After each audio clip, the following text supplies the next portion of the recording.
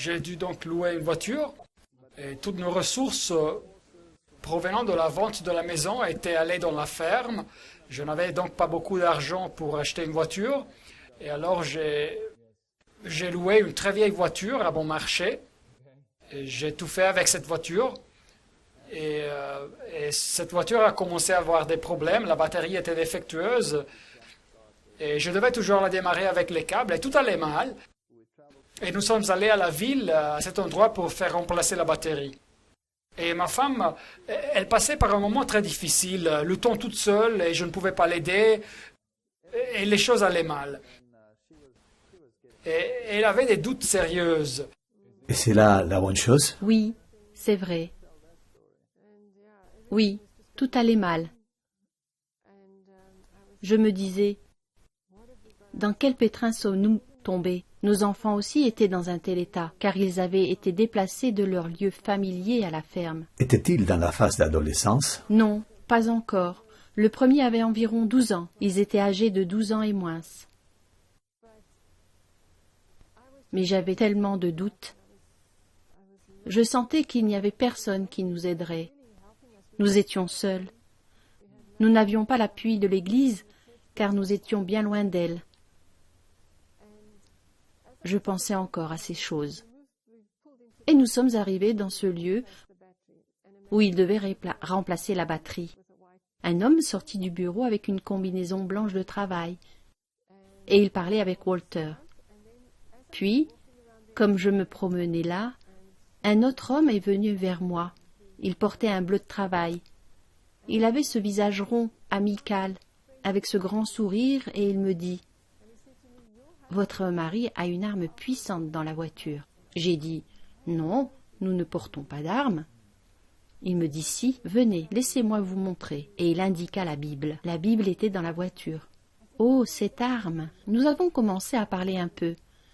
Puis il me dit: « À quelle église assistez-vous » Et moi, j'étais comme mon mari. Je ne voulais pas dire aux gens que nous étions maintenant adventistes du 7e jour.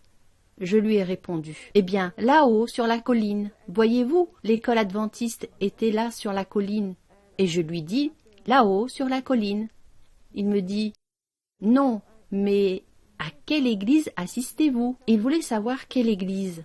Je lui dis: « Le nom de l'école est Helderberg. » Je pensais que peut-être il ne savait pas que Helderberg, c'est une école adventiste. Puis, il me dit: « Non, mais de quelle église s'agit-il » Vous voulez vraiment savoir? Oui, il voulait savoir. C'était la 3e fois qu'il posait la question. Je lui dis: « Oh, l'église adventiste !» Il fit un pas en arrière et je m'en souviens encore comme si c'était hier. Il a mis le doigt comme ça et il dit: « Ils ont la vérité après tout. » Juste comme ça? Juste comme ça, et il se retourna. Je lui avais rien dit au sujet de l'adventisme ou sur quoi que ce soit, mais il m'avait dit: « Ils ont la vérité après tout. » Il se retourna et se mit juste à côté de Walter, où il réparait la voiture. Je pensais à ce qu'il avait dit, et je n'ai plus fait attention à lui. Puis Walter monta dans la voiture et nous sommes partis. Je lui ai dit: « Tu as vu cet homme qui est venu vers moi en me disant que les adventistes ont la vérité après tout ?» Il me répondit: « Quel homme ?»« L'homme avec le bleu de travail. » Il me dit: « Il y avait juste un homme avec une combinaison blanche de travail. » Je dis: « Non, il y avait une personne avec une combinaison blanche de travail, mais aussi un autre avec un bleu de travail. Il était juste à côté de toi. » Il me dit: « Non, il n'y avait aucune personne comme cela là-bas. » Après il me dit: « Bien, s'il y avait un tel homme, alors il était sûrement un adventiste. Retournons et posons-lui la question. » Alors, vous êtes retourné au garage? Nous avons donc fait demi-tour, nous sommes retournés et nous avons demandé à l'homme avec la combinaison blanche de travail: « Où est l'homme avec une salopette bleue ?» Il nous dit: « Il n'y a aucune personne ici avec une salopette bleue. Je suis le seul qui travaille ici aujourd'hui. » Nous avons immédiatement su que le Seigneur nous avait envoyé une confirmation que nous n'étions pas sur le mauvais chemin, mais que nous étions sur le bon chemin. Depuis ce jour, je n'ai jamais douté. Cette expérience fut pour moi la force que j'avais besoin, que le Seigneur était en train de nous dire: ceci est la vérité. En dépit des difficultés que vous aviez, votre vie était brisée. Le Seigneur, dans sa miséricorde, a vu que vous étudiez la parole et a voulu vous conduire à cette relation étroite avec lui. Je pense que ce qui s'était passé, c'est que nous avions cette idée: vous priez car vous avez une expérience avec Dieu plus longue que la nôtre. Et tout d'un coup, nous étions isolés et tous les partenaires, le partenariat s'est réduit à rien, car ce partenaire qui avait commencé avec nous rentra en Europe et l'autre partenaire quitta la ferme aussi. Et nous restions seuls avec toute cette charge. Vous avez dû gérer l'ensemble de la ferme, les dettes, les hypothèques. Oui, et ce fut à ce moment-là que commencèrent les sanctions contre notre pays. Et ainsi, les taux d'intérêt augmentèrent de 6 à 36%. Et il n'y avait aucune façon de payer les dettes. Mon salaire n'y arrivait pas. Et puis les oiseaux sont venus et ont mangé notre récolte entière. Littéralement, vous saliez de pire en pire. Je veux dire, dans l'aspect financier. Je suis sûr qu'à ce moment-là, vous aviez de bonnes ressources, mais vous aviez suivi un échec financier. Oui, je ne croyais pas au livre de Job dans la Bible et j'ai dû passer par une expérience similaire. Le Seigneur, de manière aimable et délicate, était en train de briser un grand nombre de dépendances que vous aviez de ce monde pour vous enseigner à dépendre de lui. Oui, et à la fin, il n'y avait plus rien qui restait. Vous me dites, vous n'avez plus rien? Rien. Rien qui restait, rien. La ferme d'un jour à l'autre, à cause des sanctions et à cause des taux d'intérêt, avait perdu sa valeur. Et tout ce que nous avions acheté pour beaucoup d'argent ces temps-là, nous avions acheté la ferme pour 250 000 rand, la monnaie d'Afrique du Sud. Et aujourd'hui, après plusieurs années, ça vaudrait des millions d'euros. C'est beaucoup d'argent, mais nous ne pouvions pas la vendre pour 50 000 rand. Une dévaluation massive. La ferme a perdu de sa valeur. Nous avons eu une vente aux enchères publiques et l'offre la plus élevée était de 50 000. C'était ridicule parce que seulement notre hypothèque valait beaucoup plus que ça. Pour la première fois dans votre vie, vous aviez une dette énorme et tous ces problèmes, c'est-à-dire votre vie était finie. Oui, et nous nous sommes agenouillés et nous avons prié pour la première fois vraiment sincèrement à Dieu comme une famille. Vous avez réuni votre famille. Quand vous dites que vous n'aviez rien, c'était la fin de vos ressources. La nourriture, c'était la dernière chose qui restait. C'est ça? Non, nous n'avions même pas assez de nourriture. Il n'y avait plus rien, plus d'argent et la banque saisissait notre ferme hypothéquée. Faillite personnelle, plus de ressources. Vous réunissez votre famille. Et nous avons prié. Et nous avons écrit une lettre à Dieu. Tu as toujours la lettre? Je l'ai toujours quelque part. Nous nous sommes assis et nous avons écrit une lettre à Dieu. Et nous lui avons dit, Dieu, tu as fait toutes ces promesses. Nous avons pris les promesses de la Bible. Et nous les avons écrites dans la lettre. Et tu nous as amenés jusque-là. Et vas-tu nous laisser mourir? Allons-nous arriver à rien? Est-ce que ta vérité va finir ici avec nous? Nous avons signé la lettre tous les deux. Nous l'avons placée sur le tapis, sur le sol, et nous avons prié. Le lendemain, il a reçu un appel téléphonique de l'université, le jour même après. Et nous parlons d'une autre université maintenant. Quelqu'un vous a téléphoné d'une autre université? Et il voulait un remplaçant parce que quelqu'un partait en congé pour des raisons personnelles. Et la chose intéressante, c'est que leur offre de travail devait encore passer par des commissions et cela pourrait durer quelques mois. Et j'ai donc raccroché et j'ai dit, très bien, nous avons une offre d'emploi, mais c'est dans quelques mois. Nous serons morts d'ici à là parce que ici, il ne nous reste rien.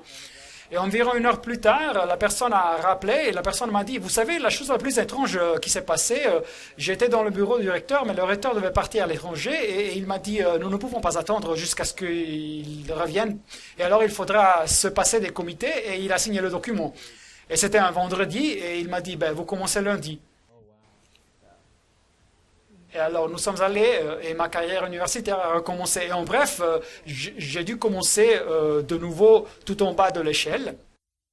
Mais après 3 ans, j'étais le chef du département et le professeur du département.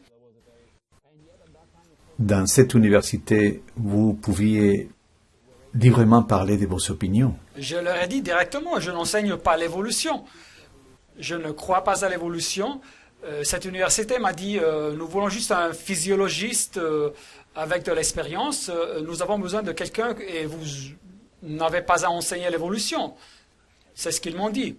Le Seigneur avait trouvé un endroit où vous pouviez réellement développer votre carrière. Maintenant, vous étiez à la ferme. Vous aviez tout perdu. Tout d'un coup, vous revenez en ville. Vous n'aviez plus d'argent. Vous deviez trouver un logement. Les enfants devaient retourner à l'école. Que s'est-il passé?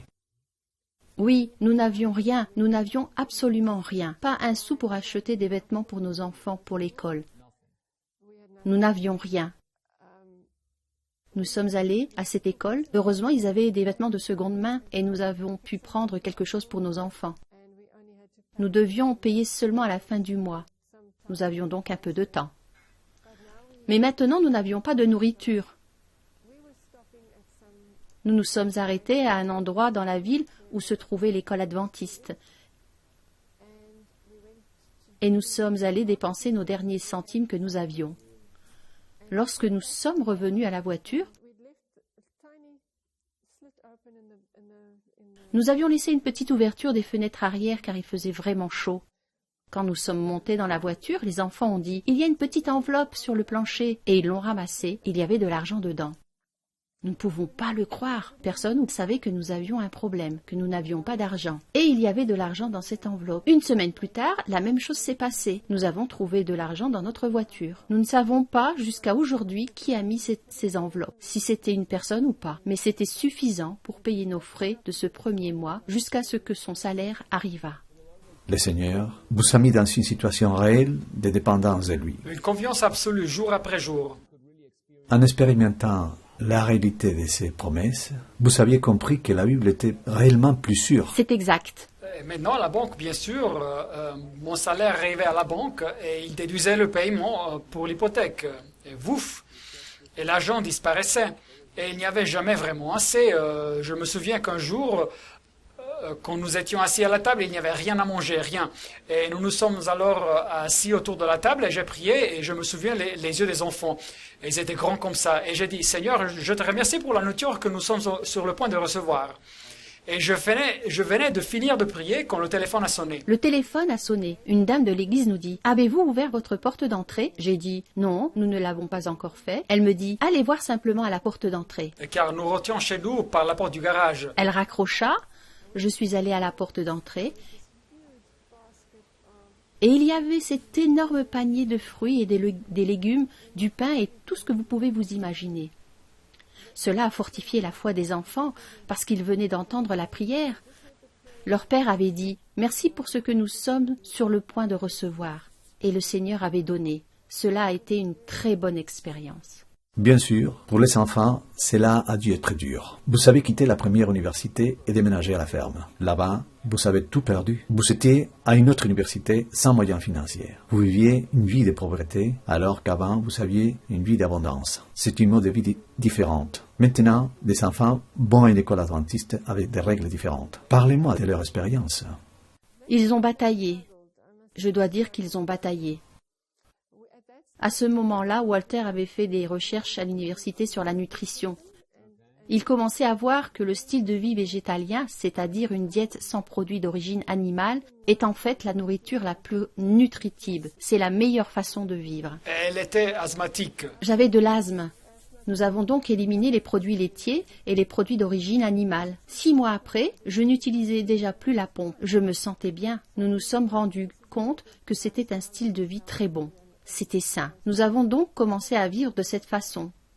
Je crois que nous étions plus avancés. Mais bon, je ne sais pas si l'expression est exactement correcte. En avance. Mais le reste des membres d'Église n'étudiaient pas ce thème de cette manière-là. Nous étions les seuls à vivre de cette façon-là dans notre Église locale, je crois. Alors, nos enfants amenaient leurs fruits à l'école dans la boîte à goûter. Et évidemment, les autres enfants se moquaient d'eux. Quelques-uns des garçons prenaient le déjeuner de ma fille de son sac et ils le traînaient par l'école à coups de pied jusqu'à que son petit déjeuner était détruit. Ils se moquaient d'elle. Elle ne mangeait pratiquement pas. Nous n'avions pas réalisé qu'elle devenait de plus en plus anorexique. Vous savez, c'était très dur pour elle, la façon dont ils l'ont traitée. Elle a vraiment souffert cette année-là. Elle était en 7e année, je crois. Le diable ne pouvait pas obtenir une victoire avec vous. Il a commencé à attaquer vos enfants. Oui, il a attaqué les enfants. Alors ils ont bataillé. Mais ils ont finalement, aussi financièrement, nous ne pouvions pas faire face au coût de l'école adventiste et alors nous les avons inscrits dans une école publique. Et la chose bizarre, c'est que l'école publique avait une société végétarienne. Et alors, tout d'un coup, au lieu de passer pour les élèves bizarres et qu'on se moquait d'eux, ils sont devenus les héros. Oh, vous êtes végétarien, c'est très bien, ils sont de notre société. Et ils l'ont même annoncé publiquement. Nous avons des nouveaux végétariens et ils étaient traités comme des rois. Ils étaient vraiment contents. Oui, ils étaient heureux. Mais à ce moment-là, nous avons eu une autre expérience. Ils commençaient à faire des campagnes d'évangélisation. Le Seigneur a commencé maintenant à vous introduire dans votre ministère, c'est ça? Et il y avait un homme, un ancien évangéliste, et il nous avait déjà rendu visite une fois à la ferme. Et lorsque nous avons déménagé à la ville, il m'a invité à participer à ces campagnes d'évangélisation. Il vous a invité. Il m'a invité. Et j'ai commencé à donner d'abord des conférences sur les débats de l'évolution et de la création. Et après, le Seigneur a rendu possible pour moi d'obtenir un congé de 6 semaines de l'université. Je suis allé à Loma Linda, à l'Institut des géosciences. Un institut scientifique géré par la Conférence générale des adventistes. Oui, alors j'ai voyagé en Amérique du Nord en examinant aux explications alternatives sur la création à la place de l'évolution. Et en plus, avec ma propre connaissance, alors nous avons développé une série de conférences. Et c'est ce que je faisais. Et je parlais aussi de mon expérience du passage du catholicisme à la théologie basée sur la Bible. Et donc, il donnait des conférences et moi, j'ai donné des conférences. Et nous avions des expériences étonnantes, des expériences incroyables. Et si quelqu'un veut prier, Seigneur, existes-tu, s'il te plaît, montre-moi, alors je leur conseille de se préparer avant de dire une prière comme ça, car la réponse pourrait avoir l'effet d'une bombe qui leur tombe sur la tête. Je vois que vous deviez vous battre d'une part financièrement pour les difficultés avec les enfants et au niveau professionnel. Mais le Seigneur vous a permis d'entrer dans le ministère pour partager vos expériences sans avoir à tirer toutes les difficultés, car il devait encore vous enseigner à dépendre de lui.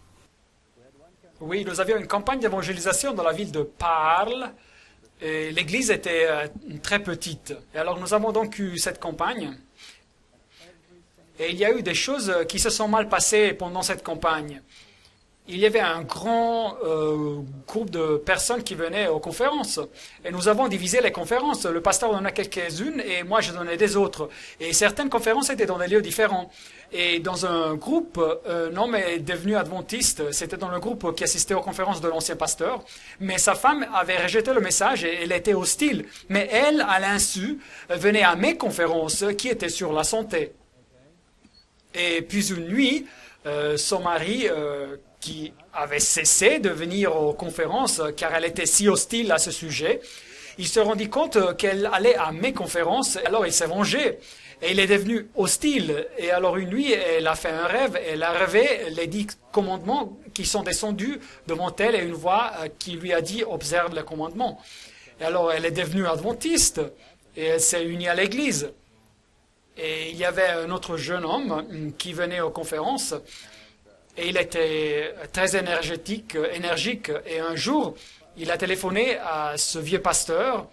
Mais à la place d'entendre sa voix, il a entendu une femme au téléphone qui criait comme un démon et disait tu veux lui parler? Je l'ai là où je le veux, je l'ai fini, il est sur le sol, je l'ai fini. Et elle riait comme une sorcière et elle a raccroché. Alors le jeune homme a eu tellement peur qu'il m'a téléphoné. Et il m'a dit, qu'est-ce qui se passe dans la maison du pasteur? Je ne sais pas ce qui se passe là-bas. Et il m'a raconté son expérience et je lui ai dit, je ne sais pas, je vais téléphoner, je vais me renseigner. Et j'ai donc téléphoné à mon ami évangéliste et la même voix d'une femme qui a répondu le téléphone. Et elle a crié au téléphone. Je veux dire, ma femme était dans la cuisine et elle pouvait l'entendre. Et la voix me dit, je l'ai là où je le veux, je l'ai détruit, il est assis sur le sol, je l'ai fini. Et j'ai eu peur et j'ai raccroché. Et je me suis dit, c'est quoi ça? J'ai téléphoné à nouveau. Et puis, la femme, l'épouse de l'évangéliste, a répondu cette fois. Et j'ai dit, qu'est-ce qui se passe là dans votre maison? Qui est cette femme? Elle me dit, non, je ne sais rien au sujet d'une femme, mais je sais qu'il y a un problème ici. Mon mari est tellement découragé, il est juste assis là sur le sol de son bureau. Et alors, nous sommes donc précipités là-bas avec notre voiture. Et nous avons prié avec lui. Il était tellement découragé face aux grandes difficultés. On lui avait dit d'arrêter la campagne d'évangélisation, etc. Une pression énorme. Il avait une grande bataille spirituelle dans la vie de cet évangéliste. Mais ce que j'ai compris, c'est que nous ne luttions pas en réalité contre la chair et le sang, et que ce n'est pas seulement mon expérience, car ici il y avait une personne qui ne faisait pas partie de l'organisation de la campagne, qui me téléphone et me dit ceci et cela s'était passé, et qui était la personne au téléphone, etc., et ce qui lui était arrivé, et quand j'appelais, j'avais exactement la même chose au téléphone. Et il s'agit donc d'une véritable guerre spirituelle, et durant cette campagne, tous les soirs, ma voiture s'arrêtait entre les deux villes, au milieu de nulle part. Et je m'asseyais au milieu de nulle part, c'était la nuit, et il n'y avait pas de voiture, les lumières s'éteignaient, le moteur s'arrêtait. Et c'est à ce moment-là que vous apprenez vraiment à dépendre de Dieu. Hein. Vous dites, ok Seigneur, je suis ici, perdu, s'il te plaît, aide-moi. Et après cette prière, les lumières se rallumaient. Donc on me démontrait que ce n'est pas une blague, il s'agit d'une véritable bataille entre le bien et le mal. Nous avons eu la campagne à la ville du Cap, à Cape Town, quand j'étais très malade. Ah oui, c'est une histoire totalement différente. Raconte l'histoire. Il prêchait dans la ville, au Cap, à Cape Town.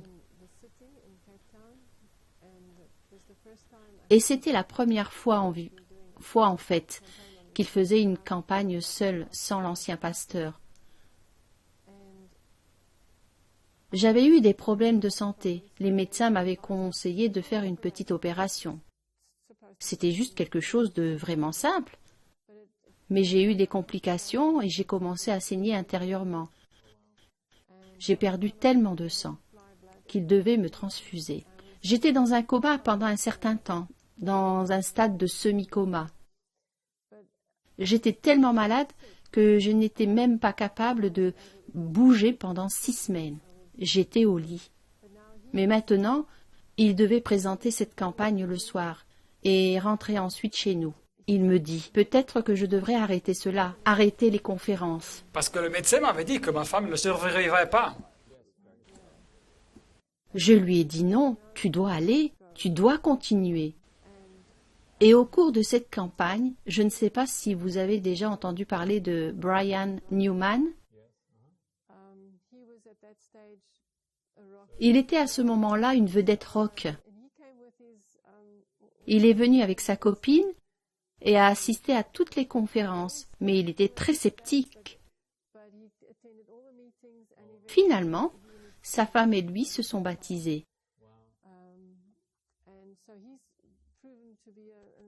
Il est devenu un évangéliste connu dans l'Église. Je pense donc que le diable a essayé de décourager mon mari pour qu'il arrête les conférences. Puis elle rentrait à la maison, et elle était si faible et si malade qu'elle pouvait juste rester au lit, et cela durant 6 semaines. Mais nous n'avions pas d'argent, et donc je ne pouvais pas avoir quelqu'un là-bas pour nous aider. Et je devais donc lui préparer le repas, et lui amener dans sa chambre, l'aider, et l'emmener à la salle de bain, l'aider avec tout ce dont elle avait besoin, et lui laisser le repas dans la chambre, et je partais à l'université, je donnais mes cours, et si j'avais une heure de libre, je rentrais et je l'aidais. Mais elle était toute seule et elle était très faible. Des gros problèmes. Des graves problèmes. Maintenant, tu peux lui dire ce qui s'est passé ensuite. J'étais très découragée parce que je suis une personne très forte. Tout à coup, je devais rester au lit, tellement faible et dépendante. Un jour, je lisais ma Bible. Je ne pense pas vraiment que je pouvais lire beaucoup. J'étais comme dans un état de rêverie, et je pensais sur Dieu. Nous avions un énorme chien, un berger allemand et un chat, ou 2 chats, je pense. Normalement, les chats et le chien poursuivaient les écureuils. Il y avait un chêne dans le jardin et il y avait des écureuils là-bas. Normalement, ils les chassaient. Mais ce jour-là, j'entendis des petits pas descendre le passage vers ma chambre. Je regardais et c'était un écureuil. Il avait passé devant le chien qui était couché sur le sol et devant les chats. Il vint directement vers moi dans la chambre à coucher et il sauta sur mon lit. Je ne pouvais pas le croire. Je n'avais jamais vu quelque chose de pareil. C'étaient des animaux sauvages. Il vint jusqu'à mon assiette. J'étais en train de manger, je crois. Je venais de prendre quelque chose à manger et je lui en ai donné aussi. Il s'assit de ce côté-là et il mangea la nourriture et moi je mangeais de l'autre côté. Après, il est parti et il s'est couché au soleil dans la chambre. Il s'est endormi quelques minutes et il est sorti. Cet événement se répéta tous les jours durant 6 semaines pendant que j'étais encore au lit et faible. Et ça lui donna du courage. J'ai été encouragée, car le Seigneur m'avait envoyé quelqu'un, un animal. Et le dernier jour, quand je pouvais marcher, je me suis levée, je suis sortie au jardin pour la première fois après les 6 semaines. Cet écureuil est descendu de l'arbre. Il a remonté tout au long de ma jambe sur mon épaule et il est descendu par l'autre jambe. Et après, il s'est enfui vers l'arbre. Ce fut la dernière fois que nous l'avons vu. Il vint donc me dire au revoir. Le Seigneur a utilisé un petit animal pour vous donner du courage devant ces grosses difficultés par lesquelles vous passiez. Malgré tout, vous conduisez des campagnes d'évangélisation. Vous avez organisé la recherche dans le domaine de la nutrition. Que s'est-il passé dans le domaine de la nutrition? J'entends bien que vous avez lu certains écrits d'Ellen White, l'esprit des prophéties. Que s'est-il passé avec ces écrits?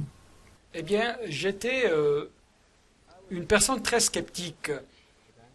Tout d'un coup, nous avions un régime végétarien. Et vous lisez dans la Bible du livre de la Genèse que Dieu nous avait conçus pour être des végétariens, dans la Genèse, et que dans le Nouveau Monde, les gens seront aussi végétariens. Mais qu'est-ce qui se passe avec tous ces animaux carnivores? D'où viennent-ils? Et sûrement la viande n'est pas si mauvaise que ça. Et j'ai commencé à lire l'esprit de prophétie. Et ce qui m'a fait commencer à lire l'esprit de prophétie, et c'est quelque chose d'intéressant parce que je n'étais pas intéressé à lire ces livres. Pourquoi devrais-je lire l'esprit de prophétie? J'avais besoin de la Bible, c'est tout ce que j'avais besoin. Et un jour, un collègue m'a téléphoné. Soudainement, et il me dit « J'ai entendu dire que vous avez rejoint l'église adventiste du 7e jour. » Et j'ai dit « Oui. » Et il dit « Ils ont cette kleptomane, et il a utilisé un juron, cette femme qui s'appelle Ellen White. » Et il était tellement en colère. Et je pensais « Oh, quelle animosité !»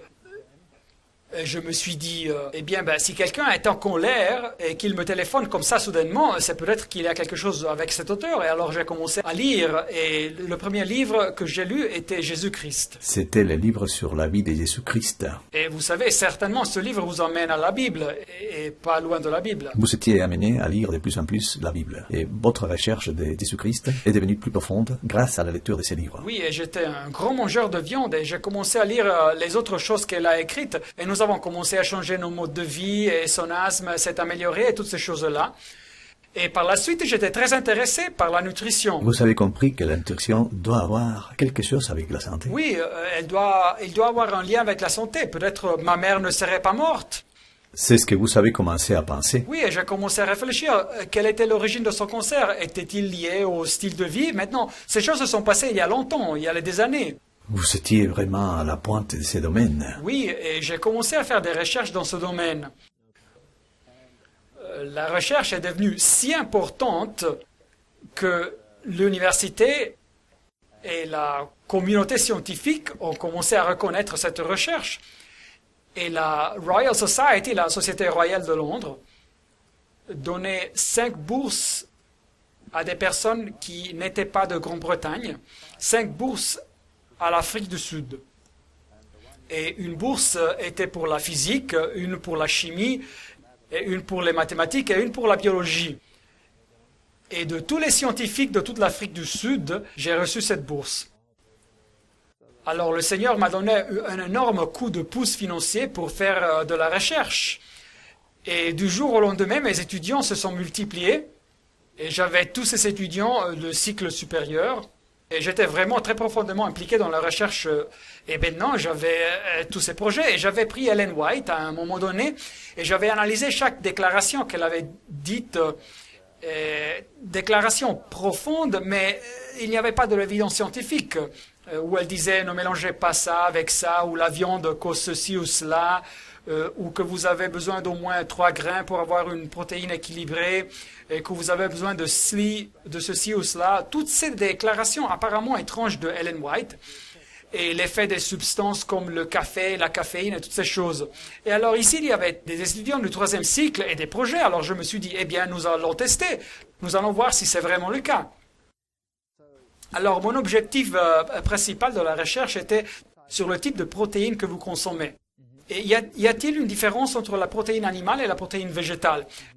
L'idée générale était que les protéines sont des acides aminés et il n'y a pas d'importance sur la façon dont vous consommez cette protéine ou d'où elle vient. Mais j'ai développé la théorie à partir de l'esprit de prophétie qu'il devait y avoir une différence avec la combinaison d'acides aminés de la base végétale et de la base animale. Et nous étions financés par cette bourse de la Société royale anglaise et personne d'autre ne voulait financer quelque chose de pareil. Et c'est ainsi que nous avons commencé ces projets et les résultats furent incroyables. Nous avions tellement d'éloges. Les étudiants ont commencé à recevoir des prix de recherche. Et un de mes post-doctorants est devenu un post-doc de l'université de Harvard. Je veux dire, l'université de Harvard accepte très peu de gens de l'extérieur des États-Unis.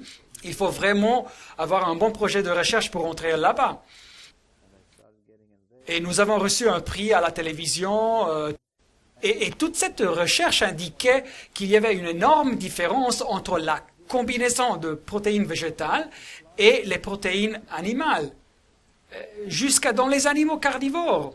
Et avec les protéines de base végétale, il y avait des améliorations massives dans leur profil sanguin. Alors vraiment, ce que la Bible disait était démontré dans la recherche. Les élèves étaient étonnés car ils s'attendaient à des résultats opposés. Et chaque fois, je leur disais à l'avance, je veux que vous fassiez ceci, ceci et cela. Et ce groupe aura ce régime alimentaire, et ce groupe ce régime, etc., etc. Et je crois que celui-ci sera le meilleur, et celui-ci sera le deuxième meilleur, et celui-ci le pire. Et ils disaient, non, ce n'est pas possible, car les résultats étaient si contraires à leur style de vie. Et chaque fois, c'était comme ça, chaque fois. Et ils ont commencé à me dire, êtes-vous un prophète? Ils ne savaient pas exactement d'où vous saviez cela. Oui, et alors cette expérience a vraiment fortifié ma foi en l'esprit de prophétie. Vous découvrez toutes ces choses. Et vous commencez à les enseigner dans vos campagnes d'évangélisation. Vous parlez de votre expérience, des origines catholiques, de l'occultisme, ensuite de la découverte de la Bible et de l'Église adventiste du 7e jour. Ensuite, comment avez-vous compris que la prophétie se déroule en parallèle avec l'histoire et le changement de style de vie? Puis, vous prêchez toutes ces choses et vous commencez à avoir une certaine opposition. Oui, alors soudainement, j'ai commencé à avoir de l'opposition à cause du style de vie, mais plus de l'intérieur que de l'extérieur. C'était très étrange pour moi, car à l'extérieur, je recevais tous ces prix, le prix de la Royal Society, la Société royale, des fonds financiers incroyables, et tous ces développements positifs. Et tout d'un coup, il y avait de l'intérieur de cette pression. Non, il ne faut pas que vous alliez dans cette direction, c'est poussé trop loin. Nous devions avoir une alimentation, un style de vie ovo-lacto-végétarien. Et cela m'a fait réfléchir. J'ai décidé de découvrir si un style de vie ovo-lacto-végétarien est peut-être mieux qu'un style de vie totalement végétarien ou végétalien. Et nous avons donc commencé à faire des recherches dans ce domaine. Et c'est là que mon élève a obtenu la bourse de l'université de Harvard, parce que nous avons démontré que l'impact des produits laitiers était extrêmement négatif par rapport à une alimentation totalement végétarienne. Mais quoi qu'il en soit, c'est une autre histoire. Alors puis j'ai eu des vacances et pour la première fois j'ai été invité outre-mer pour faire une campagne d'évangélisation là-bas et j'ai pris sur mes vacances pour aller en outre-mer et je le faisais toujours pendant la période des vacances universitaires et la première grande campagne d'outre-mer fut au Canada. Et me voilà tout seul là-bas et le Seigneur m'a donné une expérience incroyable du fait que je faisais cette campagne. Et elle avait lieu dans une salle de conférence immense. L'endroit était la salle du théâtre Massey à Vancouver au Canada. Elle avait aussi un joli nombre biblique de places, 1260 places. Et le directeur nous avait dit, si cette salle est pleine, personne d'autre ne peut rentrer à cause de la réglementation en matière d'incendie. Et alors tous les soirs, la salle était bondée. sauf pour un seul siège. Et ce siège était juste dans la première rangée, juste devant moi. Et il y avait 3 groupes de sièges. Et sur le front, dans le premier bloc, un peu à gauche, mais toujours dans la première rangée, il y avait cette place vide. Alors je donnais les conférences. Et il m'avait dit que nous ne remplirions jamais la salle, c'était impossible, mais la salle était bondée tous les soirs.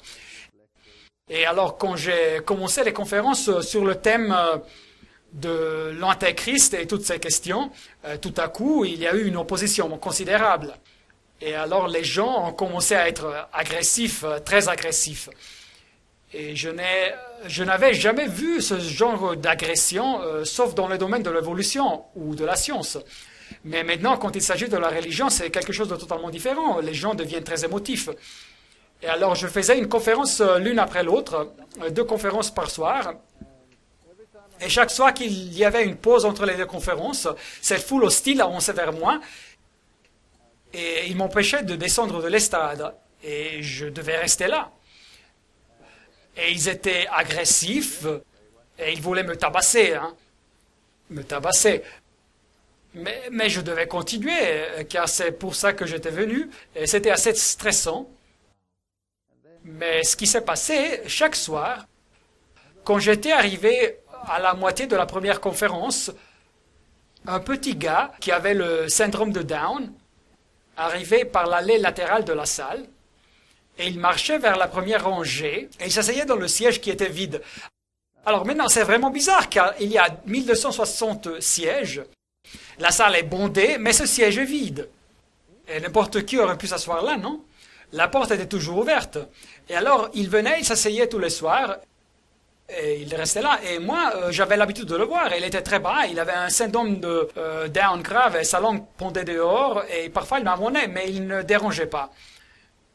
Et puis, ce groupe de personnes est devenu violent, et cette foule venait autour de moi, et très agressive, et ce petit bonhomme se levait, avec ses petits bras, et il passait entre la foule, et il venait vers moi et il se tenait debout à côté de moi. Et il mettait ses bras autour de moi et il posait sa tête sur mon épaule.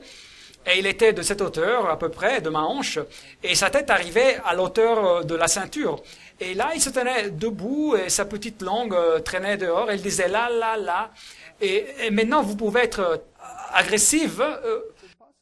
Mais il est impossible de frapper quelqu'un avec un enfant trisomique accroché à lui. C'est quelque chose d'impossible. Et alors, je suis devenu très attaché à ce petit homme avec le syndrome de Down. Et je me souviens qu'un soir, il n'était pas là et j'étais vraiment inquiet. Ils voulaient vous relever des coups, je suppose. Oui, ils allaient me tabasser. Et je donne cette conférence, donc... Et je suis en train de prolonger la conférence car la personne avec le syndrome de Down n'arrive pas. Et puis il arrive et je me sens très soulagé et il vient, il s'assied dans sa petite place. Et il est devenu mon petit ange gardien. Je veux dire, j'aimais vraiment ce gars-là. Mais c'est très coûteux de continuer une campagne d'évangélisation dans une grande salle comme ça. Et alors quand nous avons fini les grandes conférences, nous les avons continuées à l'église. Mais l'église se trouvait de l'autre côté de Vancouver, au Canada. C'est une grande ville. Et je me demandais toujours, d'où vient-il ce petit gars? Est-il un voisin du théâtre, quelqu'un qui appartient à la salle? Peut-être qu'il vit à côté et il le tolère et ils lui permettent de rentrer, je ne sais pas. Je n'avais aucune idée. Alors bien sûr, lorsque nous avons changé l'endroit pour les conférences à l'autre bout de la ville, il n'était plus là. Alors il me manquait, mon petit garçon trisomique. Nous avons fini la campagne, je venais de finir la dernière conférence et je pense que c'était un jour de sabbat. Et j'ai eu, je crois, 6 conférences ce jour-là, en commençant tôt le matin à 9 heures. Après, nous avons eu le déjeuner ensemble, et puis j'ai continué dans l'après-midi. Et en ce temps-là, il n'y avait pas d'ordinateur ou quelque chose comme ça. Et alors, nous utilisions encore les transparents, les acétates. Et toutes mes conférences étaient dans des plateaux coulissants, mais c'est trop volumineux de voyager avec tout ça. Et alors, je devais toujours ranger les transparents et les mettre en jolis petits paquets. Et le public est là. Et je suis en train de finir la dernière conférence et durant cette dernière conférence, tout d'un coup, la porte s'ouvre au fond de la salle et cette personne avec le syndrome de Down arrive. Et je me dis que c'est impossible. Comment est-il arrivé ici, de l'autre côté de la ville jusque-là? Il n'y a pas d'adultes, pas de parents avec lui. Je veux dire, comment a-t-il pu arriver? C'est bizarre. Et voilà, ce siège, à peu près dans la même position où se trouvait l'autre, est vide. Et il marche dans l'allée et il s'assied dans cette première rangée. Et puis donc, je suis en train de finir ma première conférence, mais maintenant je suis vraiment intrigué et je regarde ce petit bonhomme. Et je finis donc la conférence et tout le monde est sorti dans le hall d'accueil pour les rafraîchissements, etc. Et je prends mes transparents et je les mets en ordre. Et maintenant, je suis seul dans la salle et je suis en train de emballer mes transparents. J'ai 6 plateaux que je dois ranger. Je dois partir car je dois voler le lendemain matin. Je dois donc tout ranger maintenant. Alors, lui et moi, nous sommes seuls dans cette salle. Et je maintiens un œil sur lui tout en rangeant mes transparents. Alors, lui, il se lève et il vient vers moi. Et il monte vers le pupitre sur l'estrade. Et il arrive où se trouve le pupitre et il met ses bras autour de moi et il met sa petite tête là sur mon épaule. Et maintenant, j'emballe mes transparents et je lui parle et il chante. Vous ne pouvez pas vraiment avoir une conversation avec lui car il a un syndrome de Down très grave. Et alors je continue à ranger mes transparents et je me dis, mais je ne pense pas que c'est juste une coïncidence. Je me demande, comment est-il venu ici? Il est tout seul. Je me demande s'il est un être humain. Et alors je me retourne donc vers lui et je le détache de moi et je le mets à côté de moi et je me tiens debout devant lui et je le regarde dans les yeux et je lui dis, vous savez, je vous remercie de m'avoir aidé pendant toutes les soirées, vous étiez vraiment une bénédiction pour moi. Mais j'ai une question pour vous. Peut-être êtes-vous un ange? Je me sens un peu bizarre de lui poser une question comme ça. Et il prend un peu de recul, il pointe le doigt vers le haut. Et puis il quitte la scène et personne ne l'a jamais revu. Et il s'agit là de nombreuses années auparavant. Et pour moi, ce fut une expérience incroyable. C'était ma première campagne internationale. Et depuis, j'ai eu beaucoup d'autres expériences où vraiment nous avions besoin d'un petit homme avec le syndrome de Down. Vous dites protection. Par exemple, en Slovénie, il commençait à courir sur l'estrade et il voulait vraiment nous tuer. Hein, c'était très dangereux. Nous avons eu, durant toute la campagne d'évangélisation, une protection policière. Mais lorsque ces choses arrivent, je ne me préoccupe pas. Je reste calme. Je sais que mon ange avec le syndrome de Down est là. Et ce n'est pas un petit homme avec le syndrome de Down, c'est un ange puissant et il peut arrêter quoi que ce soit. Et jusqu'à ce jour, il l'a fait. Alors, le Seigneur, dans cette première campagne internationale, une fois de plus, vous a donné une preuve évidente que ces promesses dans la Bible sont là et qu'il prend soin de vous. Oui, et depuis ce moment-là, je n'ai pas besoin de ce genre de phénomène ou de quoi que ce soit. Je ne pense pas que Dieu doit nécessairement vous montrer des phénomènes et vous pouvez tout rationaliser. Vous pouvez dire que c'était juste une personne avec le syndrome de Down. Vous pouvez rationaliser aussi que cette personne qui a parlé à ma femme avec la salopette bleue, peut-être c'était juste un jeune homme qui se trouvait là-bas. Mais Dieu laissera toujours la possibilité d'avoir des doutes. Mais si vous passez par des suffisantes expériences, eh bien finalement vous vous dites, ok, c'est la vérité. C'était clair, c'est tranchant comme une lame. C'est un message de la parole de Dieu et vous prêchez le Seigneur Jésus-Christ. Vous montrez comment il a été réellement supprimé à de nombreux endroits et ça, c'est l'intention de l'ennemi. Vous savez, l'opposition, c'est inévitable. Mais en même temps, vous voyez comment le Seigneur Jésus-Christ devient réel pour beaucoup de personnes. Oui, les gens disent « Pourquoi vous concentrez-vous sur le négatif ?» Mais mon message fait partie du message des 3 anges. Regardez ma vie. J'étais pris au piège dans l'occultisme. Et par la suite, pris au piège dans le catholicisme. Et en réalité, ils n'ont jamais guéri personne. Le diable a utilisé cette situation pour me faire croire que c'était la vérité, à cause du rituel qu'ils avaient fait, mais c'était contraire à la Bible. Mais la vraie délivrance vient lorsque l'on découvre la vérité, quand vous découvrez la parole de Dieu. C'est alors que vient la véritable délivrance. Donc les gens qui se mettent en colère avec mes conférences, en grande partie, sont de ma propre confession. Et la raison est qu'ils ont grandi sous une protection comme des adventistes du 7e jour croyant à la Bible, et ils n'ont jamais été impliqués dans aucun de ces étranges phénomènes occultes. Pour eux, vous savez, c'est le diable, c'est du diable, et il faut rester loin de tout ça. Mais mon point de vue est qu'il y a des milliers de personnes prises au piège dans ces organisations. Et ils ne savent pas comment s'en sortir. Ils ne savent même pas que c'est mal. Donc, mes conférences ne sont pas pour les gens qui sont déjà convertis. Mes conférences sont pour les gens qui sont piégés dans ces situations. Et il faut retirer ce masque et les conduire à la parole de Dieu afin qu'ils puissent découvrir que Dieu est un Dieu d'amour, qu'ils puissent avoir une relation personnelle réelle avec lui. Alors oui, il y a beaucoup de choses négatives dans mes conférences et j'expose beaucoup de mauvaises choses qui se passent dans le monde. Mais si vous ôtez les scories, ce qui reste, c'est le Christ, c'est tout ce qui reste. Alors, vous les amenez à Jésus-Christ. Bien sûr, vous expliquez aussi tous les éléments bibliques qui aident les gens à venir à lui. Vos conférences touchent beaucoup de groupes de personnes différentes. Par exemple, vous avez même donné une série de conférences à une loge maçonnique. Oui. Je crois vraiment qu'il y a des gens qui viennent à la lumière et au Seigneur Jésus-Christ. Vous savez, on pourrait dire c'est des milliers et plus d'autres, car les conférences sont diffusées par télévision et des millions peuvent réellement les voir. Alors nous verrons seulement au ciel les résultats de ce que le Seigneur a fait à travers vous. On rencontre des gens tout le temps qui ont reçu ce message par des voies les plus étonnantes. Je crois qu'un jour au ciel, nous verrons le résultat de cela. Et pour la première fois dans l'histoire, des églises entières, des pasteurs acceptent le message car ils voient que le monde devient si méchant et ils peuvent voir toutes ces choses, mais ils ne savent pas ce qui se passe. Et ils ne savent pas d'où il vient. Et tout d'un coup, ils obtiennent toute cette information et ils disent « Waouh, maintenant, moi, je comprends où je vais. » Et pourquoi est-il nécessaire d'exposer les intrigues politiques, par exemple? Si vous vivez dans un pays où tout va bien et que tout le monde a un style de vie de catégorie moyenne, vous ne voulez pas savoir sur ce genre de choses. Laissez-moi seul avec ces bêtises. Ce que vous faites ici, c'est de troubler la paix.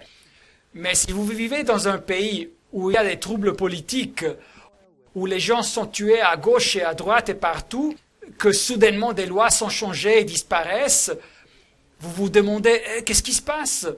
Et les gens se mettent les armes à la tête et se suicident parce que la vie ne vaut plus la peine. Et tout d'un coup, cette vérité leur est présentée. Et ils commencent à comprendre comment tout cela s'emboîte. Cette vue d'ensemble biblique leur donne de l'espoir. Et alors que la personne qui vit la vie confortable se sent mal à l'aise, mais celui qui a tout perdu, celui-là reçoit de l'espoir. Bien sûr, dans vos conférences, il y a ces sentiments d'urgence. Vous essayez d'atteindre autant de personnes que possible. Oui, absolument. Pour le Seigneur Jésus-Christ. Et votre objectif, c'est qu'ils puissent trouver une relation avec Jésus-Christ, qu'ils commencent à lire leur Bible, qu'ils comprennent comment, à l'avance, le Seigneur a vraiment illustré cette lutte entre les forces des ténèbres et la lumière, afin que nous puissions être tous prêts. Oui, et si ce n'était pas pour ma femme, je ne sais pas si j'aurais pu le faire, parce qu'elle me soutient, et ce n'est pas à cause de moi, mais parce qu'elle croit à cette vérité. Elle doit supporter, être forte, car elle est souvent seule. Oui, de nombreuses fois. Je pense, quand il part en voyage, quand il va avoir une grande campagne, alors je sais déjà que tout va mal se passer chez moi. Et c'est ce qui se passe, tout va mal. Des tuyaux qui éclatent, des choses qui se passent. Il faut apprendre à gérer tout cela par soi-même. J'ai appris après combien d'années? Depuis 22 ans que nous faisons cela. J'ai appris à faire face à ces situations. C'est-à-dire, vous allez au Seigneur et vous recevez sa force essentiellement. Oui, c'était dur au début. Nos enfants aussi ont grandi dans leur phase d'adolescence sans père. Ils travaillaient à l'université et ils présentaient des campagnes chaque week-end. Parfois chaque soir, pendant les vacances. Il était à l'étranger en Outre-mer. Les enfants ont eu donc quelques difficultés sans le père. Mais je dois dire qu'ils ont compris. Maintenant, ils commencent à comprendre l'urgence que nous avons de répandre l'Évangile. Et c'est bien qu'ils soient revenus au Seigneur. C'est vraiment merveilleux. C'est une satisfaction profonde pour les parents de voir ses enfants venir à la connaissance du Seigneur Jésus-Christ, qui marche avec lui et qu'il s'enracine dans la parole de Dieu. Oui, en fait, vous ne pouvez pas vivre la conversion de quelqu'un d'autre. Nous avons eu cette expérience de conversion. Ils ont dû la trouver par eux-mêmes. Il leur a fallu du temps pour avoir cette même expérience, mais ils l'ont faite. C'est vraiment formidable. De nouveau, vous avez entendu leur témoignage, comment ils sont parvenus à l'occultisme, puis à la religion des rituels, comment le Seigneur Jésus-Christ, étape par étape, les a amenés à trouver une relation personnelle avec lui, et comment il les conduit à l'église adventiste du 7e jour. Puis comment Jésus-Christ les a amenés à étudier la Bible personnellement, et comment il a confirmé toutes ces vérités dans leur propre vie. Que cette expérience ne soit pas seulement pour eux, non seulement pour moi, mais pour chaque personne qui nous écoute. Vous pouvez trouver le Seigneur Jésus-Christ. Vous pouvez étudier les Écritures par vous-même et apprendre à connaître Jésus-Christ personnellement, parce qu'il prend soin de vous et de moi, et il viendra bientôt. Il veut que nous soyons prêts et que le Seigneur vous bénisse richement.